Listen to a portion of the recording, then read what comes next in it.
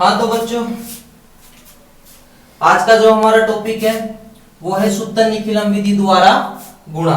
ठीक है, अब किताब के एक दो एग्जाम्पल है, ठीक है, एक दो क्वेश्चन भी है तुम्हारे किताब का। क्वेश्चन नंबर 7 और जो 8 है वो सूत्र निखिलम विधि द्वारा गुणा पे आधारित है। 9th में भी काफी सारे क्वेश्चन है इसके। तो आज हम सीखेंगे सूत्र निखिलम विधि द्वारा गुणा कैसे किया जाता है। तो इस विधि को सूत्र निखिलम विधि द्वारा गुणा करने के लिए आपको सबसे पहले इसमें आधार या उपाधार की आवश्यकता होगी। अब ये आधार या उपाधार क्या होते हैं तो एक बार उसके बारे में भी देखेंगे हम यहाँ पे। पहले एक एग्जांपल ले लेते हैं, एक एग्जांपल ले लेते हैं। 24 इंटू 25 इसको आपको गुणा करना है सूत्र निखिलम विधि। ठीक है, तो चलो अब देखो, सबसे पहले हम ये देख लेते हैं। मैंने अभी कहा आपको सूत्र निखिलम विधि से गुणा करने के लिए आपको किसी भी संख्या को यदि हम सूत्र निखिलम विधि से गुणा करेंगे तो हमें आधार या उपाधार की आवश्यकता होगी। अब आधार या उपाधार क्या होंगे तो वो एक बार देख लेते हैं। जितने भी 10 के गुणज होते हैं, जैसे 10, 20, 30, 40, समझ में आ रही है।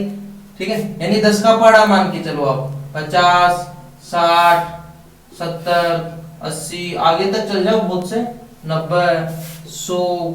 ठीक है, ऐसे 110, 120 आज बहुत सारे, लास्ट में 1000। तो देखो ये सभी संख्या है, इनमें जो 10, 100 और जो 1000 है ये संख्या आपकी आधार है। ये क्या रहेगी? आधार। ठीक है, और बाकी जो भी संख्या बच रही है 20, 30, 40, 50, 60 जो भी आ रहा है वो सभी संख्या ये क्या रहेगी आपकी? ये सभी संख्या रहेगी उपाधार।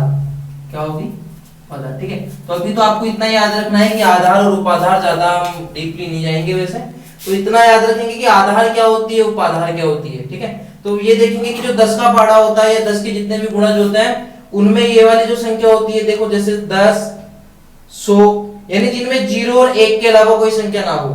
ठीक है, 0 और 1 के अलावा कोई संख्या ना हो, यानी 0, 1, इधर भी देखो यहाँ पे 0, 1, 0, 1, तो ये जो संख्या है ये हमारी होगी आधार। और उसके अलावा जो भी संख्या बचती है जैसे 20, 30, 40 जो भी है ये सभी क्या होगी? उपाधार। अब ये मत देख लेना भाई कि सर इधर भी तो 0 और 1 ही है, नहीं, यहाँ पे 0 और 11 है ना कि 1 है, तो ये भी क्या होगी? उपाधार। ठीक है, तो आधार और उपाधार को इतना याद रखो कि उपाधार और आधार क्या होता है कि जितने भी 10 के गुणज होते हैं उनमें ये वाली जो संख्या होती है 0 और 1 वाली, 10, 100, 1000, 10,000, 1,00,000, ये सभी संख्या आपकी आधार होती है, किसी भी संख्या का बेस होती है। और बाकी जो भी संख्या बचती है ये वाली, ये सभी संख्या क्या कहलाती है? आपकी उपाधार कहलाती है। ठीक है, तो बस इन्हीं के आधार पे हम क्वेश्चन करते हैं। आपको एक एग्जांपल दे रखा है, 24 और 25 को कौन सी विधि से गुणा करना है? सूत्र निखिलम विधि से। तो यहाँ पे हम लिखेंगे सबसे पहले संख्या, ये लिखते हैं संख्या, और यहां लिखना है आपको विचलन। ठीक है, अब संख्या कौन कौन सी दे रखी है आपको? देखो दो संख्या दे रखी है आपको। पहली तो संख्या है कौन सी? 24,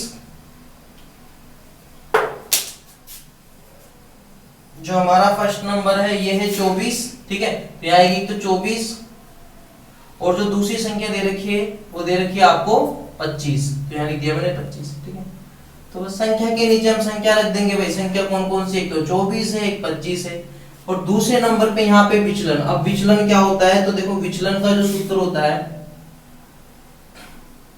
किसी भी संख्या को, अच्छा पहले हमने आधार तो लिए भी, ठीक है, तो यहाँ देखो सबसे पहले आधार तो लिए ही नहीं हमने, आधार या उपाधार। तो आपको ये देखना है भाई, सबसे पहले जो भी आपको नंबर दे रखा है 24 और 25 दे रखा है, इसके आधार पे आपको इन संख्याओं में से एक संख्या को सिलेक्ट करना होता है, यानी या तो आधार को या उपाधार को। तो आपको ये देखना है कि 24 और 25 में ऐसी संख्या कौन सी है 10 के गुणज में कि वो इन दोनों संख्याओं के बिल्कुल नजदीक हो। ठीक है, तो मैं देखता हूं कि 24 और 25 के बिल्कुल नजदीक कौन सी संख्या है। तो मैं यहां देखा कि 24 और 25 के बिल्कुल जो नजदीक है वो कौन सी संख्या है? वो है 20। ठीक है। अगर मान लो संख्या मेरे पास में और कोई होती 45 इंटू 46 को मुझे गुणा करना होता, तो मैं ये देखता कि 45 और 46 के नजदीक बिल्कुल कौन सी संख्या है, या तो 40 या 50, तो दोनों में से हम कोई सी भी एक संख्या ले लेते हैं। ठीक है। अगर मान लो ये होती कि 49 इंटू 48 को मुझे गुणा करना होता, तो मैं ये देखता कि 49 और 48 के बिल्कुल नजदीक कौन सी संख्या है, तो कौन सी संख्या है भाई 50। ठीक है, तो मैं उपादान ले लेता हमारा 50। उसी प्रकार 99 इंटू 98 को अगर मुझे गुणा करना होता, तो मैं ये देखता कि 99 और 98 के बिल्कुल नजदीक कौन सी संख्या है, तो मैंने यहां देखा कि 99 और 98 के बिल्कुल नजदीक कौन सी संख्या है 100। तो मैं जो मेरा उपादान यहाँ पे देखो 100, तो 100 क्या है आधार, तो मेरा आधार आ जाता है यहाँ पे 100। तो उसी प्रकार हमें जो नंबर दे रखा है 24 और 25, जो नंबर दे रखा है 24 और 25, तो सबसे पहले दो नंबर दे रखे हैं 24 और 25, तो सबसे पहले मुझे ये देखना होगा कि सबसे पहले आपको आधार इनमें से एक संख्या लेनी होगी, या तो आधार लेना होगा या उपादान लेना होगा। तो सबसे पहले मैं ये देखूंगा कि 24 और 25 के बिल्कुल नजदीक कौन सी संख्या है। तो मैंने देखा कि भाई 24 और 25 के बिल्कुल नजदीक जो है वो है 20। तो मुझे ये भी पता है कि 20 क्या है उपादान, तो मैंने जो अपना तो ये क्या है उपादान, तो मैंने ले लिया यहाँ पे उपादान, तो मेरा उपादान हो गया कितना 20। ठीक है। अब यहाँ देखो संख्या कौन कौन सी है 24 और दूसरी 25। दूसरे नंबर पे विचलन। अब विचलन क्या होता है, तो विचलन का जो सूत्र होता है, विचलन बराबर होता है यानी किसी भी संख्या को, संख्या में से यदि जब आधार या उपादान को घटाते हैं तो विचलन निकल के आता है। तो विचलन का होगा संख्या, जो भी आपको संख्या दे रखी है, माइनस आधार या उपाधार, आधार या उपाधार। ठीक है, चलो तो देखो यहां से पहली संख्या कौन सी है 24। अब 24 का मुझे विचलन निकालना है भाई, तो 24 का विचलन कितना होगा, तो 24 का विचलन निकालने के लिए मुझे पता है विचलन का सूत्र संख्या, तो कौन सी संख्या का निकाल रहे हैं विचलन 24 का, तो संख्या कौन सी है 24 माइनस आधार या उपाधार। तो आपने क्या लिया है आधार या उपाधार, आपने उपाधार लिया है कितना 20, तो आपने जो उपाधार लिया है उपाधार का मान 20, कितना बचेगा 24 में से 20 गया तो 4। तो जो 24 का जो विचलन आया है वो आ गया आपके पास में 4। उसी प्रकार जो दूसरा नंबर है 25, 25 का भी अगर विचलन निकालते हैं तो विचलन बराबर, विचलन का वही सूत्र है भाई, संख्या में से क्या माइनस करना है, या तो आधार या उपाधार जो भी आपने ले रखा है। तो मुझे विचलन निकालना है किसका 25 का। ठीक है, तो विचलन बराबर क्या है संख्या माइनस आधार या उपाधार। तो संख्या कौन सी संख्या का निकालना है भाई 25 का, तो संख्या हो गई मेरे पास में 25 माइनस आधार या उपाधार, तो आपने क्या ले रखा है उपाधार, कितना ले रखा है 20। ठीक है, तो 25 में से 20 गया तो कितना बचेगा 5, तो ये 5 आ गया 25 का विचलन। ठीक है, बस अब सीधे भी आप निकाल सकते हो। कैसे निकाल सकते हो कि जो भी आपने आधार लिया है, उपाधार कितना लिया है 20, अब आपको विचलन निकालना है तो संख्या में से सीधा उपाधार माइनस कर देंगे, तो 24 में से 20 गया तो इसका विचलन आ गया 4। ऐसे 25 का जो विचलन क्या होगा, 25 में से 20 माइनस किए, यानी वो असंख्या में से उपाधार माइनस करना है, तो 25 में से 20 माइनस किया तो कितना आ गया 5।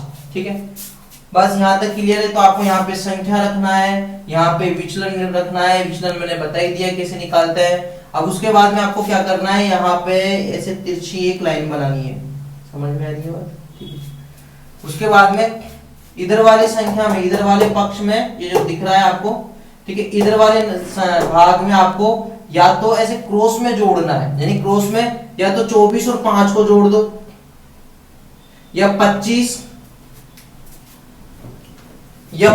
और 4 को जोड़ दो। समझ में आ रही बात।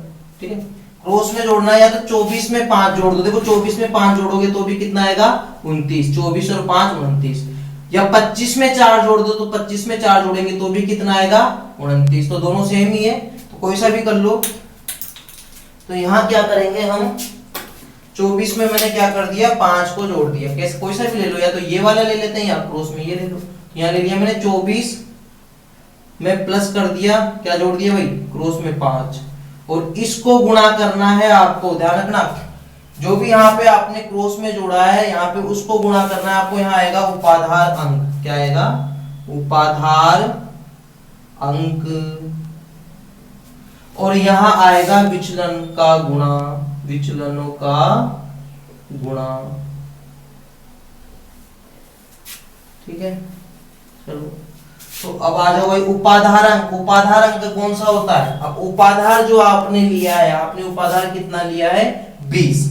इस 20 में जो जीरो वाले जो डिजिट है, इस जीरो को हटाकर जो आगे का अंक बचता है वही क्या होता है, उपाधार अंक। अगर मान लो आपके पास में 50 है या मान लो 500 है उपाधार, तो अब उपाधार अंक कौन सा हो जाएगा, उपाधार अंक यानी जीरो कितने, सभी जीरो को कैंसिल करना है, जो बचेगा वो 5। अब ये मत कर देना कि 500 में उपाधार अंक, एक जीरो को छोड़ दिया उपाधार अंक 50 हो गया, नहीं, यानी सारे जीरो को हटाकर जो आगे वाला जो बचता है अंक वही कराता है उपाधार अंक। मान लो 110 दे रखा है आपको, तो 110 में उपाधार अंक कौन सा हो गया, मैंने जीरो को हटा दिया भाई, कौन क्या बच गया, 11, ये क्या हो गया, उपाधार अंक। तो हम यहाँ देखेंगे 20 में उपाधार अंक कितना होगा, तो 20 में जीरो को हटाया, क्या बचा मेरे पास में 2, तो उपाधार अंक कितना हो गया, 2, तो उपाधार अंक हो गया मेरे पास में 2 इंटू 24 में 5 जोड़ा तो कितना हो जाएगा, 29।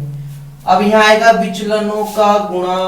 अब विचलन कौन कौन से मेरे पास में है, ये देखो विचलन 4 और 5, तो इनका गुणा करना है आपको, 4 इंटू 5।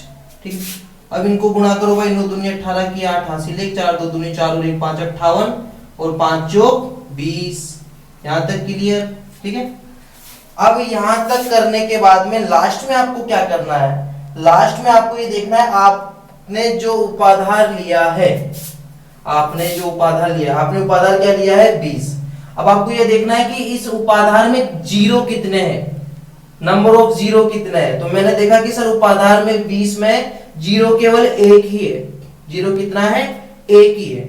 अगर जीरो एक ही हो तो देखो यहाँ पीछे वाले भाग में लास्ट वाले पद में आपको यहाँ पे एक ही अंक रखना है, यानी जितने यहाँ जीरो हो उतने ही यहाँ पे अंक आएंगे, डिजिट आएंगे।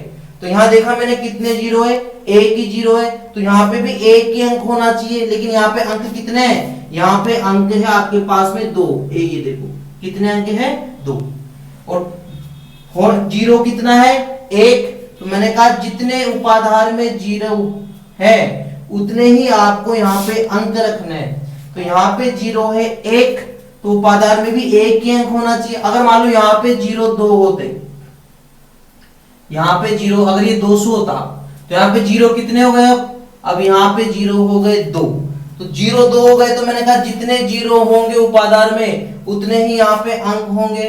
तो देखो उपाधार में जीरो कितने हैं भाई, 2, तो यहाँ पे भी 2 अंक होने चाहिए, और 2 अंक है, लेकिन मेरे पास में यहाँ पे 20 था, 200 थोड़ी ना था, ठीक है।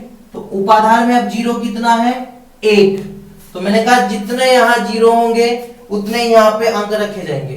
तो यहाँ पे उपाधार में जीरो है 1, तो यहाँ पे भी एक ही अंक होना चाहिए, और वो कौन सा होना चाहिए, केवल जीरो को यहाँ रखेंगे, और जो आगे वाला नंबर है वो आगे वाला नंबर संख्या अंक कितना है, 2, वो आगे वाले नंबर 2 में 58 में प्लस हो जाएगा, कितना हो जाएगा, ये हो जाएगा 060, और यहाँ पे क्या बचेगा भाई, यहाँ पे बचेगा 0। तो देखो अब यहाँ पे एक ही अंक रह गया, मैंने कहा उपाधार में एक ही जीरो है, तो यहाँ पे भी एक ही अंक होना चाहिए था, तो एक ही अंक, तो मैंने क्या किया, जीरो को यहाँ रख दिया और 2 को आगे प्लस कर दिया, तो अब यहाँ पे एक ही अंक रह गया। बस अब इनको मिला के रख दो, कितना हो जाएगा, 600। ये आपका आंसर हो गया, ठीक है। आया समझ में, 1-2 एग्जाम्पल और करते हैं, समझ में आ जाएगा, ठीक है। हाँ चलो एक एग्जाम्पल की ओर चलते हैं, एक एग्जाम्पल और कर लेते हैं हम। तो कोई भी एग्जाम्पल ले लो भाई, 62 इंटू 61, इन दोनों को गुणा करना है आपको सूत्र निखिलम से। अब जैसा कि मैंने अभी बताया आपको, सबसे पहले हमें इसमें आधार या उपाधार की आवश्यकता होगी, तो यहाँ पे लिखूंगा मैं संख्या। अब संख्या कौन कौन सी दे रखी है, 62, और दूसरी संख्या है आपको 61, ठीक है। अब सबसे पहले आपको इसमें आधार या उपाधार की आवश्यकता होगी, तो अभी हमने सीखा है कि आधार या उपाधार क्या होता है। तो जैसे कि मैंने बताया था आपको कि 10 20 30 ये जितने भी 10 के गुणज होते हैं यानी 10 के पाड़े वाली संख्या 50 60 70 80 90 100, ठीक है 110, बहुत चल जाओ काफी सारी है, 120 130 आगे तक चल जाओ 1000, ठीक है। तो ये जब इस संख्या इनमें जो ये वाली संख्या थी 100 10 100 और 1000, ये तो आपको क्या माननी थी आधार, ये तो थी आधार,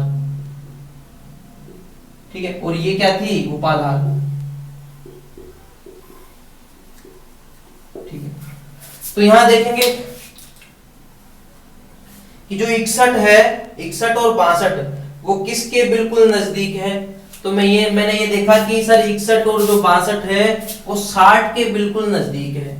किसके नजदीक है, बिल्कुल 60 के नजदीक है। अब 60 के बिल्कुल नजदीक है तो 60 क्या है, 60 उपाधार है।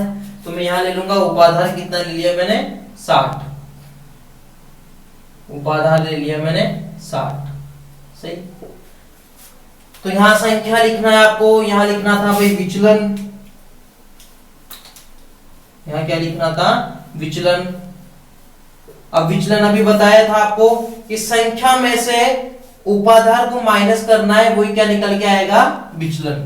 तो 62 का जो विचलन होगा, 62 का जो विचलन होगा कितना होगा, तो 62 में से उपाधार माइनस कर दूंगा, यानी 62 में से उपाधार कितना है 60, तो 62 में से 60 गया तो कितना बचेगा 2, ये क्या हो गया 62 का विचलन। उसी प्रकार 61 का विचलन कितना होगा, तो 61 में से उपाधार 60 माइनस कर दूंगा, कितना बचेगा 1, इनके सामने लिखना है तो कितना बचेगा 1, ये हो गया आपका विचलन। बस अब एक तिरछी लाइन बना दो, या तो क्रॉस में आपको ऐसे प्लस कर दो, या तो इनको ऐसे प्लस कर दो, या फिर ऐसे कर दो, एक ही बात है। तो मैंने सो देखा कि मैं ऐसे ले लेता हूं, तो 61 62 में एक जोड़ा तो कितना हो जाएगा 63, ठीक है। तो 62 में प्लस कर दूंगा क्या 1, और इसको गुणा कर दूंगा, अभी अभी मैंने कहा आपको किससे गुणा करेंगे, यहाँ पे उपाधार अंक से, किससे उपाधार अंक से, और यहाँ क्या आएगा विचलन का गुणा, विचलनों का गुणा। तो देखो भाई उपाधार अंक कितना होगा, तो अभी अभी हमने सीखा उपाधार अंक जो होता है कि सर जो उपाधार दे रखा है, उपाधार कितना दे रखा है 60, इसमें जीरो को हटाकर, जितने भी जीरो उनको हटाकर जो आगे का जो अंक बचता है, आगे वाला जो अंक है ये क्या कहलाता है उपाधार अंक। तो उपाधार अंक कितना हो गया इसमें 6 इंटू 62 में एक जोड़ा तो कितना हो गया 63, और विचलनों का गुणा, अब विचलन कौन कौन से 2 और 1 इनका गुणा करना है, तो यहाँ लिखेंगे 2 इंटू 1 कितना होगा ये 6 18 की 8 से ले 36 और 1 37, 2 एकम 2, ठीक है। यहां तक क्लियर था। बस अब लास्ट में ये जरूर आपको ध्यान रखना है, अगर यहाँ ध्यान नहीं दोगे तो ये गलत हो सकता है भाई। सबसे जो मोस्ट है वो आपको यही है इसमें कि लास्ट में देखना है कि आपने जो उपाधार लिया था कितना, तो उपाधार 60, जो आपने उपाधार लिया था इस उपाधार में जीरो कितने हैं, वही जीरो है 1। तो मैंने कहा अगर जितने जीरो हो उतने ही अंक यहाँ पे होने चाहिए, तो मैं देखूंगा यहाँ पे जीरो कितना है, आपको कहोगे सर एक ही जीरो है, तो यहाँ पे जीरो है 1, तो यहाँ पे भी एक ही अंक होना चाहिए, देखो तो यहाँ पे भी एक ही अंक है, ठीक है।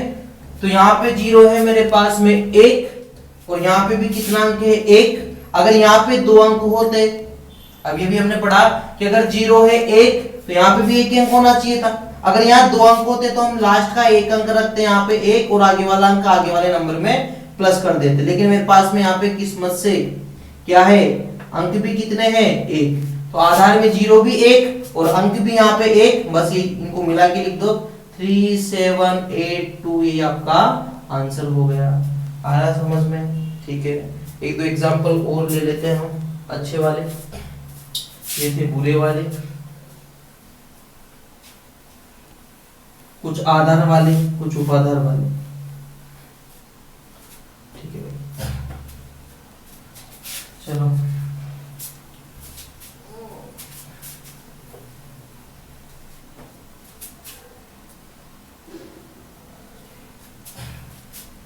जैसे मैंने ले लिया 79 इंटू 78, ठीक है।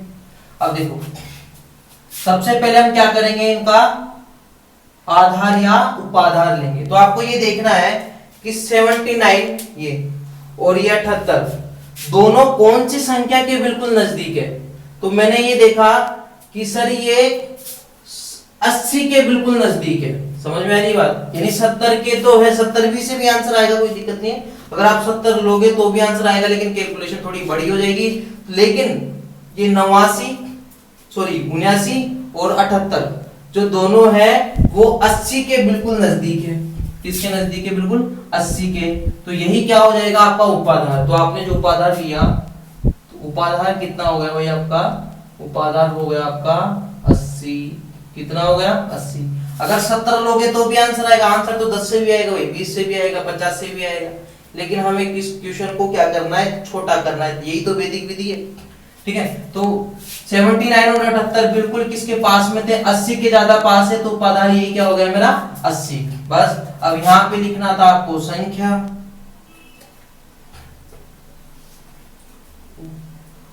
तो यहां हो जाएगी भाई संख्या और यहां हो जाएगा आपका विचलन।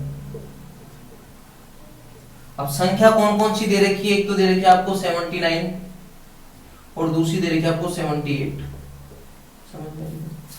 यहां निकालना है विचलन। विचलन आपको बता ही रखा है। विचलन क्या था? विचलन का फॉर्मूला अब यहां अधिकतर गलती कर दी। विचलन का था संख्या में से माइनस करना है। किसको? आधार या उपाधार को। तो आपके पास में क्या है? उपाधार ही तो है, तो संख्या।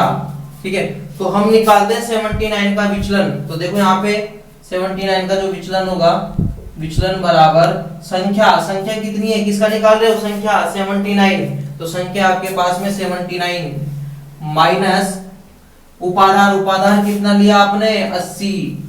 कितना लिया? 80। अब आपको पता है कि जब 79 में से मैं 80 को माइनस करूंगा तो कितना आएगा? माइनस का 1 आ रहा है समझ में? ठीक है, तो इसका जो विचलन हो गया कितना हो गया? माइनस का 1। उसी प्रकार जो दूसरा विचलन देखो, 78 में से 80 माइनस करोगे तो कितना आएगा? माइनस के 2। यानी 78 में से 80 माइनस करोगे तो 80 में से 78 गया तो 2 बचेगा। लेकिन यहाँ पे जो बड़ी संख्या होगी वो किसकी होगी? माइनस की होगी। ठीक है,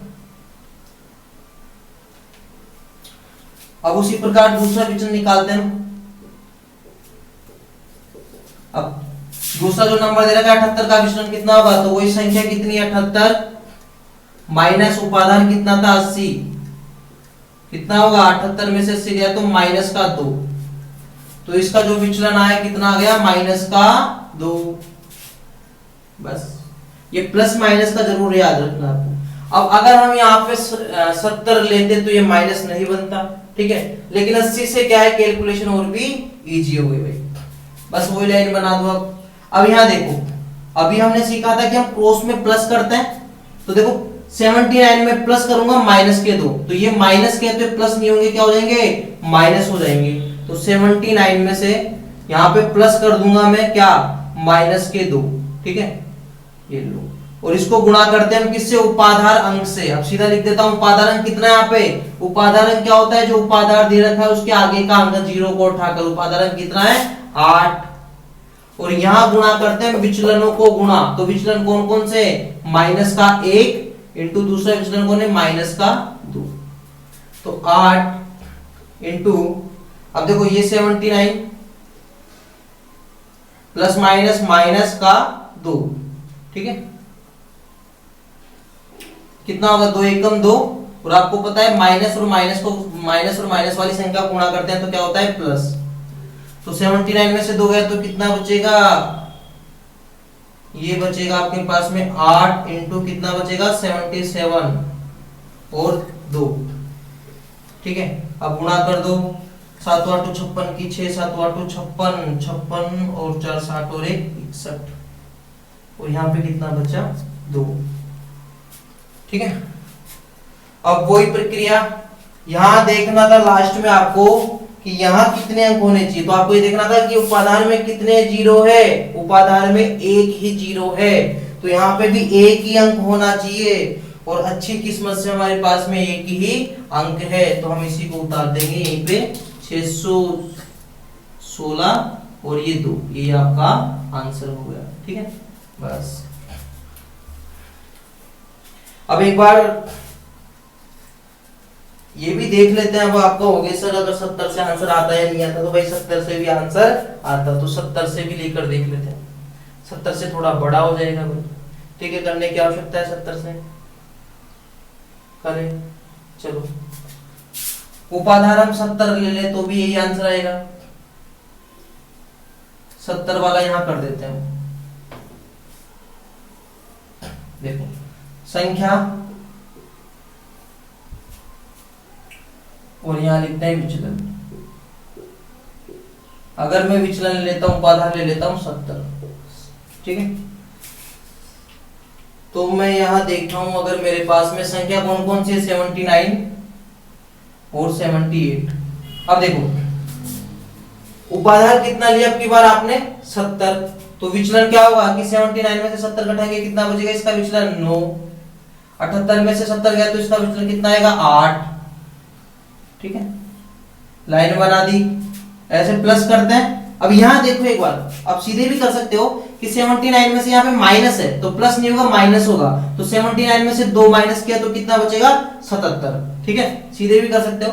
तो यहाँ पे देखो 79 में आप ये प्लस हो जाएगा यहाँ पे, तो 79 प्लस 8 और गुणा करेंगे किससे, उपाधार अंक। तो अभी भी बताया उपाधार अंक क्या होता है, उपाधार जो लिया उसके आगे का अंक 0 को उठाकर कितना है, 7। और यहां आता है विचलनों का गुणा, विचलन कौन कौन से, 9 और 8 दिख रहा है। ठीक है, कितना होगा भाई, 7 इंटू ये कितना होगा, ये हो जाएगा आपके पास में 87 और 8 नाम 72। अब कैलकुलेशन बड़ी हो गई, यहाँ कैलकुलेशन और यहाँ थोड़ी बड़ी हो गई। कितना होगा, 7 7 49 की 9 हासिल 4 और 8 7 56 कितना हो जाएगा, 60 और यहाँ कितना हो गया, 72। अब ठीक है, अब वो लास्ट में मैंने आपको ये बताया था कि यहाँ पे आपको ये देखना है कि कितने अंक होने चाहिए। तो मैं ये देखूंगा कि जो आपने उपाधार लिया उसमें कितने जीरो है, उसमें 1 जीरो है, तो यहाँ पे भी 1 ही अंक रहेगा, वो भी कौन सा, पीछे का लास्ट का 2 रहेगा। और जो आगे का अंक बचा है 7, वो आगे वाले नंबर 609 में प्लस हो जाएगा। तो कितना बचेगा भाई, 9 में 7 जोड़ेंगे तो 6, 1 और 6। ठीक है, तो यहाँ बच गया 2 और यहाँ कितना हो गया, 616। अब इनको मिला के लिख देंगे 616 और 2, यही आपका आंसर हो गया। और यहाँ भी यही तो आंसर आ रहा है। ठीक, कोई सा भी ले सकते हो जो भी आपको इजी लगे, यानी आपको ये देखना है जो बिल्कुल पास में वो उपाधार आप ले सकते हो। ठीक है, बस अब एक दो किताब के जो क्वेश्चन है, किताब का 11 और 12 जो क्वेश्चन है वो इसी पे आधारित है।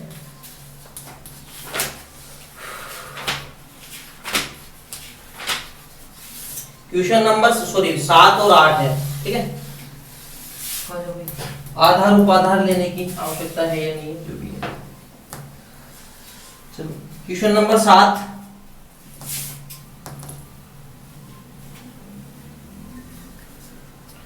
किताब का क्वेश्चन नंबर है 7।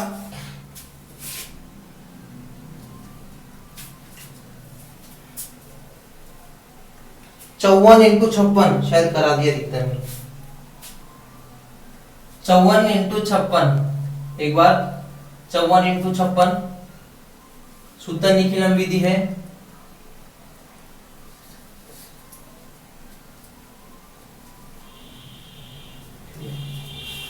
सबसे पहले क्या ले लें हम, आधार या उपाधार ले लेते हैं। तो आप ये देखो कि 54 और 56 किसके बिल्कुल नजदीक है, तो आप देखोगे कि सर 54 और जो 56 है वो 50 के बिल्कुल नजदीक है।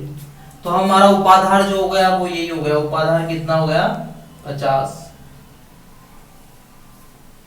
ठीक, अब यहां लिखते हैं हम संख्या। तो संख्या, अब संख्या कौन कौन सी है भाई, संख्या दे रखी एक तो 54 और दूसरी है 56। ठीक है, यहां लिखते हैं हम विचलन। अब बताया था आपको विचलन कैसे निकालोगे, कि संख्या में से उपाधार को माइनस करोगे वही आपका विचलन हो जाएगा। तो संख्या कितनी है, 54, उपाधार कितना है 50, तो 54 में से 50 गया तो कितना बचेगा, 4, और यही क्या हो गया आपका विचलन। तो 54 का विचलन हो गया 4। उसी प्रकार 56 का कितना होगा, कि 56 का जो विचलन होगा कि 56 में से माइनस कर देंगे उपाधार 50, 56 में से 50 गया तो 6, तो 56 का विचलन हो गया 6। ठीक है, अब यहाँ पे बना लो भाई तिरछी लाइन, या तो ऐसे प्लस कर दो या ऐसे कर दो, या तो ऐसे करोगे तो भी 60 आएगा, 54 और 6 60, या ऐसे करोगे तो भी 60 आएगा।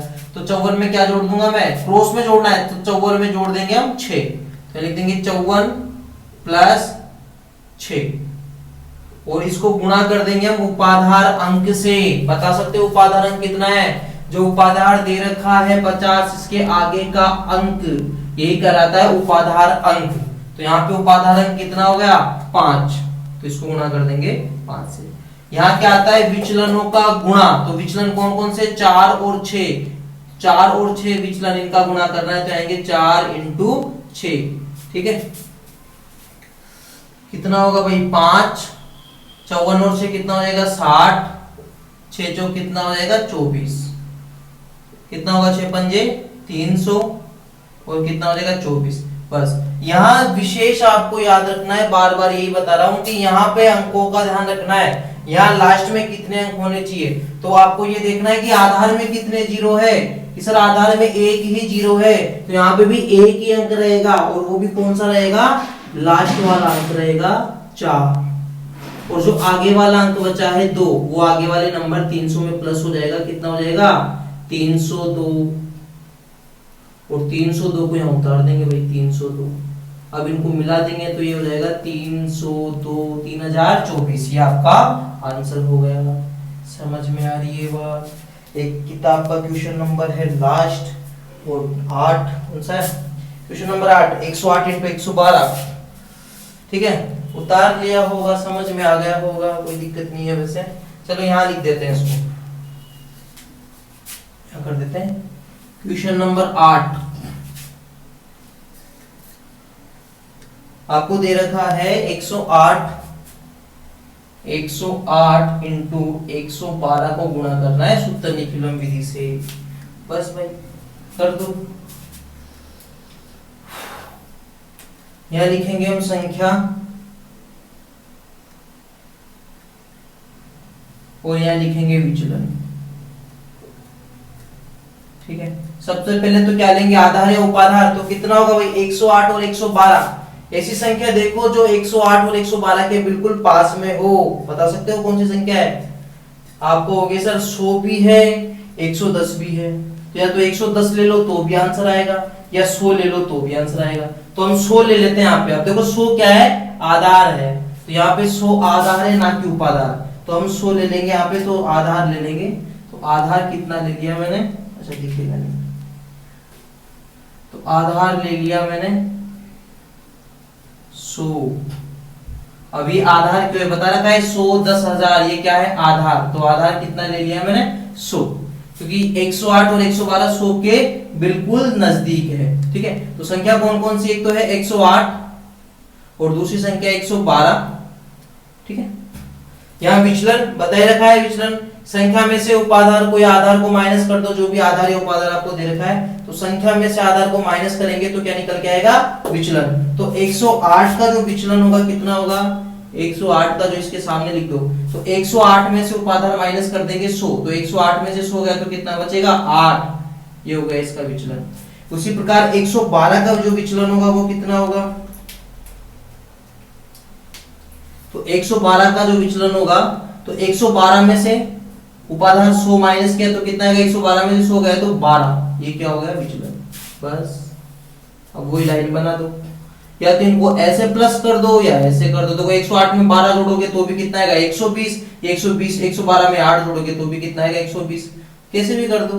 तो 108 में प्लस कर देंगे हम कितना, क्रॉस में 12, और गुणा कर देंगे भाई किससे, उपाधार अंक। तो मैंने कहा देखो यहाँ पे आधार अंक कितना है, अब यहाँ पे आधार अंक लेने की आवश्यकता नहीं है, क्योंकि यहाँ पे एक बार देखो आप कि यहाँ जो आधार अंक है वो कितना है। अब ये मत बता देना कि सर जीरो को हटा दो ये बच गया आधार अंक, नहीं, मैंने कहा था कि सभी जीरो को हटाना है।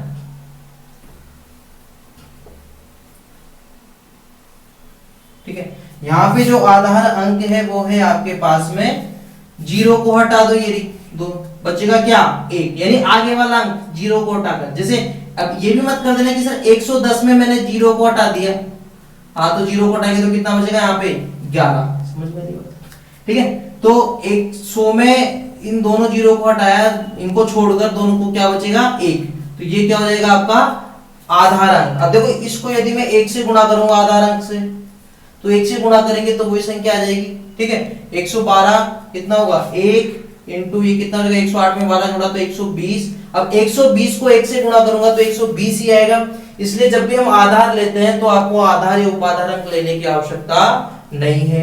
अब क्यों नहीं है, क्योंकि आधार या उपाधार अंक हमेशा क्या आएगा 1 आएगा, और 1 को संख्या से गुणा करोगे तो वही संख्या निकल कर आएगी। इसलिए ये आधार विधि भी आपके दो अलग अलग भागों में इसको बांट रखा है, आधार विधि अलग उपाधार विधि अलग। तो आपको ऐसे ज्यादा डिवाइड दिमाग को घुमाने की आवश्यकता नहीं है, आप तो सीधे चलो, ठीक है। कितना होगा, इनको गुणा करेंगे, विचलनों का गुणा क्या होगा 8 इंटू 12 कितना होगा भाई 12 8 96।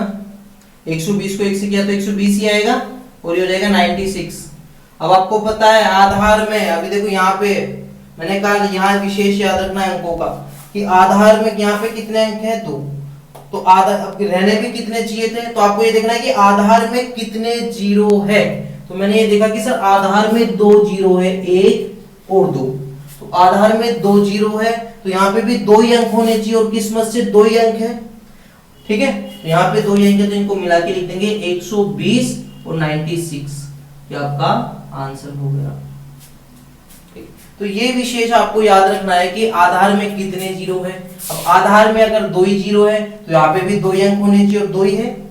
अगर मान लो आधार में 1 ही जीरो होता, आप कहोगे सर अगर आधार में 1 ही जीरो होता, ये बात भी सही है, मान लो आधार में 1 ही जीरो होता। अब आधार में 1 ही जीरो होता तो क्या करते हैं, हम 1 ही अंक रखते हैं, यहाँ से 6 रखते हैं, और 9 को आगे 120 में जोड़ देते हैं, 129 से उतार देते हैं। अगर सर आधार में ज्यादा जीरो आ जाए, तो आधार में ज्यादा जीरो, मान लो कि आधार में सर अगर 3 जीरो, कि सर आधार में तो 3 जीरो है और हमारे पास में 2 ही संख्या है, फिर क्या करें, तो भाई आधार में अगर 3 जीरो है और यहाँ पे आपके पास में 2 ही अंक है, तो आपको यहाँ पे भी मैंने कहा आधार में जितने जीरो हो आपको उतने ही अंक यहाँ रखना है। अब आधार में 3 जीरो है तो यहाँ पे भी 3 अंक होने चाहिए, आपके पास में 2 ही अंक है तो हम 1 अंक एक्स्ट्रा और लगा देंगे 0, ठीक है। तो ये आंसर हो जाता है, आ रहा समझ में, ठीक है। तो आपके पास में आधार में 2 ही जीरो थे, और आपकी किस्मत अच्छी थी कि आपके पास में 2 ही अंक है, बस ये उतार लो। ये आपका जो सूत्र निखिलम विधि है वो कंप्लीट हो चुकी है, 9th में भी बहुत से क्वेश्चन है इसके, ठीक है। अब चलते हैं भाग की ओर। तो ये आधार आपको याद रखना है, इन भाग 2 प्रकार के, 2-3 भाग है आपके, एक तो निखिलम विधि से भाग है, एक परावर्त्य भाग है, और इन दोनों भागों में आपको आधार की आवश्यकता पड़ेगी। अब कुछ क्वेश्चन है वो आपको मैं घर के लिए लिख देता हूँ, ठीक है। एग्जाम्पल लिख लो भाई घर के लिए, पढ़ते जाओ, लॉकडाउन में निकालो बैठकर सवाल।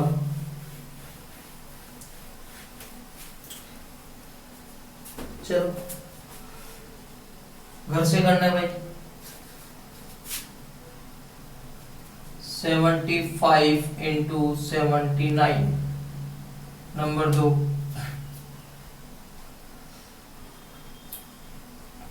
25 into 24 number 3, 99 into 98 number 4, 11 into 12, ठीक है। बहुत ही इतने क्वेश्चन है, ठीक है, ऐसे पूछते हैं एग्जाम में अगर आता है तो ये 4 क्वेश्चन है आपको घर से करना है।